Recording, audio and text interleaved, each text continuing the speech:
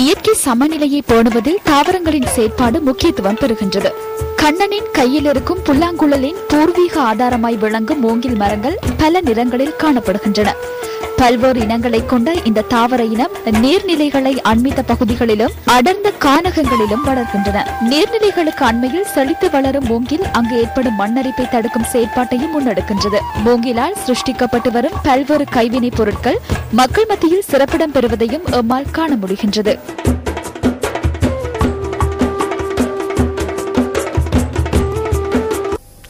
தபாலகங்களை இலத்திரனியல் வலையமைப்பிற்குள் கொண்டுவரும் திட்டம் இன்று ஆரம்பிக்கப்பட்டது.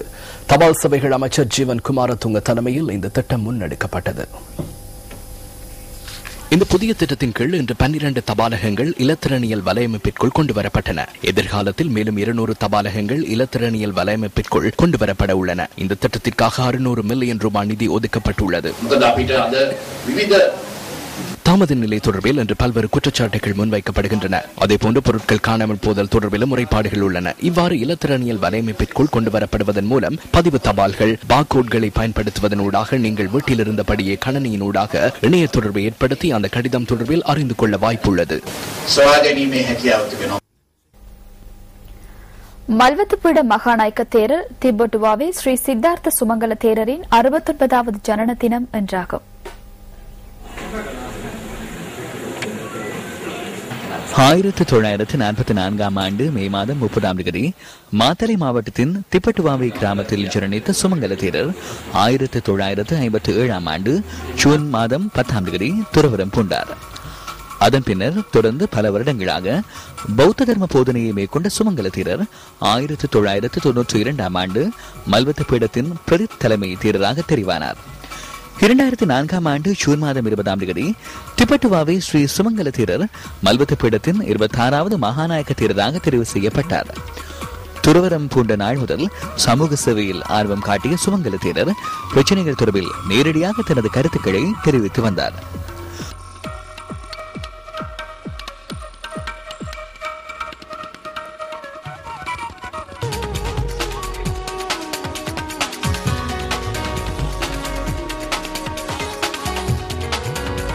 மல்வத்து பீட மகாநாயக்க தேரருக்கு இன்று கேபிட்டல் மகாராஜா நிறுவனமும் வாழ்த்துக்களை தெரிவித்தது. இதன்போது கேபிட்டல் மகாராஜா நிறுவனத்தின் சிரேஷ்ட அதிகாரிகள் இன்று மல்வத்து பீட மகாநாயக்க தேரரிடம் ஆசி பெற்றுக் கொண்டனர்.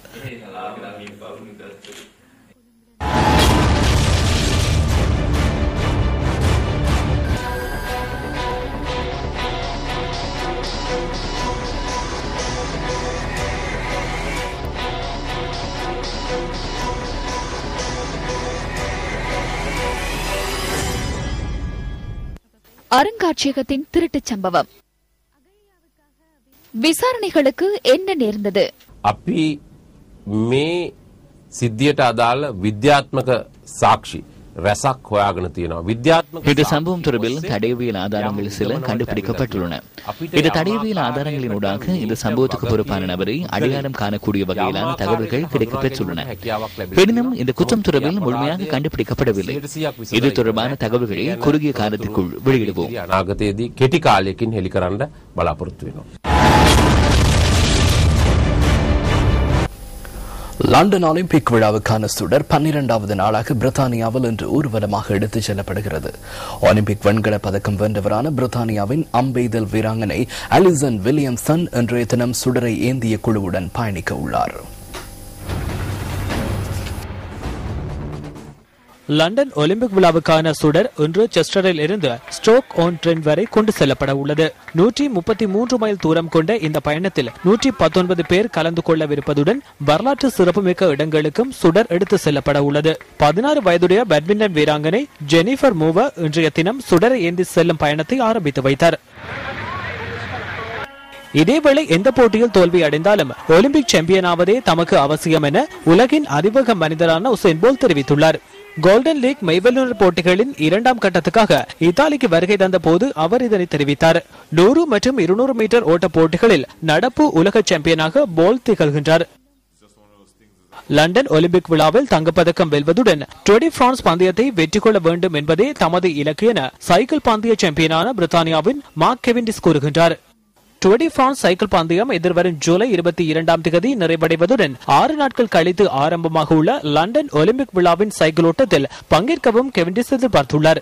எதிர்வரும் நாட்களில் நடைபெறும் சைக்கிள் பந்தயங்களில் பங்கேற்காது இத்தாலிக்கு சென்று விசேட பயிற்சிகளில் ஈடுபட உள்ளதாகவும் மார்க் கெவிண்டிஸ் குறிப்பிட்டார். கொழும்பு பங்குச்சந்தையின் மிகை மதிப்பீடு செய்யப்பட்ட பங்குகளின் விலையை சாதாரண விலைக்கு கொண்டு வருவதே தற்போது பங்கு சந்தையில் இடம்பெறுவதாக பொருளாதார நிபுணர்கள் தெரிவிக்கின்றனர்.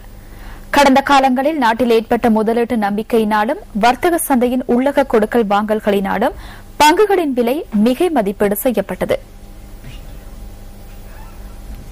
கொழும்பு பங்குச்சந்தையில் 2 பிரதான விலை சுற்றங்களும் தொடர்ந்து வீழ்ச்சியடைந்து வரும் நிலையில் இன்று சிறியதொரு மாற்றத்தை அவதானிக்க முடிந்தது. இன்றைய கொடுக்கல் வாங்கல்களின் நிறைவில் அனைத்து பங்கு விலை சுட்டன் 51.86 புள்ளிகளால் அதிகரித்துள்ளதுடன் மிலங்கா விலை சுட்டன் வீழ்ச்சியடைந்துள்ளது. வர்த்தக சந்தையின் தற்போதைய நிலைமை தொடர்பில் சிறு அளவிலான முதலீட்டாளர்கள் கருத்து வெளியிட்டனர். பங்குகளின் பெறுமதி நாளுக்கு நாள் குறைவடைகின்றது. இதனால் பொதுமக்கள் மத்தியில் பங்குச்சந்தை தொடர்பிலான நம்பிக்கை இல்லாமல் போகின்றது. இதனால் இந்த நாட்டின் பொருளாதாரத்தில் பாதிப்பு ஏற்பட வாய்ப்புள்ளது.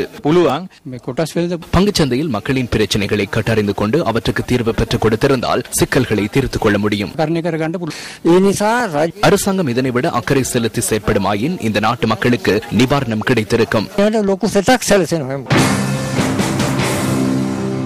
Well, markets have cycles. You have very good cycles, bad cycles.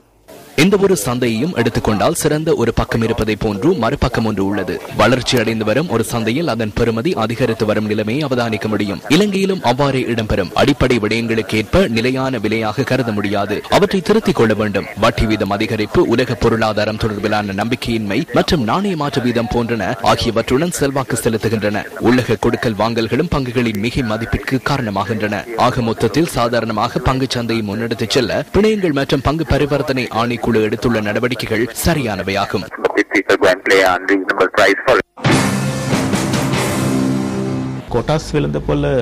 பங்குச்சந்தை ஒரு திசையில் பயணிக்கும் போது பொருளாதாரம் மற்றும் ஒரு திசையில் பயணிப்பதற்கான காரணங்கள் இல்லை. அந்த இரண்டும் ஒரே திசையிலேயே பயணிக்க வேண்டும். எனினும் சில வழி அழுத்தங்கள் காரணமாக சில வழிகளில் பங்குச்சந்தை வேறொரு திசையில் பயணிப்பதற்கு இடம் உள்ளது. இதிலிருந்து நமக்கு சில விடயங்கள் புலப்படுகின்றன. பொருளாதாரத்தின் இயலாமை வெளிப்படும். அத்துடன் நமது நாட்டின் பங்குச்சந்தை மீது முதலீட்டாளர்கள் வைத்திருக்கும் நம்பிக்கைக்கும் குந்தகம் ஏற்படுகிறது. இதேவேளை கொழும்பு பங்குச்சந்தையின் உள்ளக கொடுக்கல் வாங்கல்கள் தொடர்பிலான விவாதம் ஒன்று இன்று நடைபெற்றது. අපේ අර්ථසාධක කර මුදල පාවිච්චි කරලා අපේ ඉතිරි කිරීමේ බැංකුවේ තියෙන සල්ලි පාවිච්චි කරලා මේ රටේ වැඩ කරන எமது ஊழியர் சேமலாப நிதியம் மற்றும் தேசிய சேமிப்பு வங்கியில் உள்ள பணம் என்பன அரசாங்கத்தினால் பயன்படுத்தப்பட்டுள்ளது.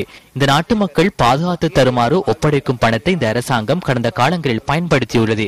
இந்த பொறுப்பை அரசாங்கம் தற்போதாவது ஏற்றுக்கொள்ள வேண்டும். இதனால் மக்களின் வருமானத்தை அதிகரிக்க வேண்டிய பணம் சில தரகர்களிடம் சென்றுள்ளது. සමස්ත මිනිසුන් ඉන්කම් එක වැඩි කරන්න තියෙන මුදල් ප්‍රවාහය ගියා තරවුකාර කීප දෙනෙක් අතර. පුද්ගලයන්ට අවශ්‍ය නම් මුදල් හම්බු කරන්න එහෙනම් මුදල් හරියට හම්බු කරන්න. நபர்கள் பணம் சம்பாதிக்க வேண்டுமாயின் அதனை உரிய முறையில் சம்பாதிக்க வேண்டும். எனினும் இன்று இவர்கள் என்ன செய்கின்றனர்? பணம் உழைத்துக் கொண்டு கௌரவத்தையும் பாதுகாத்துக் கொள்ள முயற்சிக்கின்றனர். இவர்களுக்கு எதிராக ஏன் மத்திய வங்கி செயற்படுவதில்லை? இதற்கு மத்திய வங்கி பொறுப்பு கூற வேண்டும் என்பதனை கூற விரும்புகின்றேன். சட்டத்தை நடைமுறைப்படுத்தினால் நம்பிக்கை ஏற்படும். நம்பிக்கை ஏற்பட்டால் உள்நாட்டு முதலீட்டாளர்கள் மாத்திரமன்றி வெளிநாட்டு முதலீட்டாளர்களும் இங்கு வருவர். ආයෝජකයන් විතරක් නෙමෙයි විදේශික ආයෝජකයන්ුත් නැවත පැමිණේ.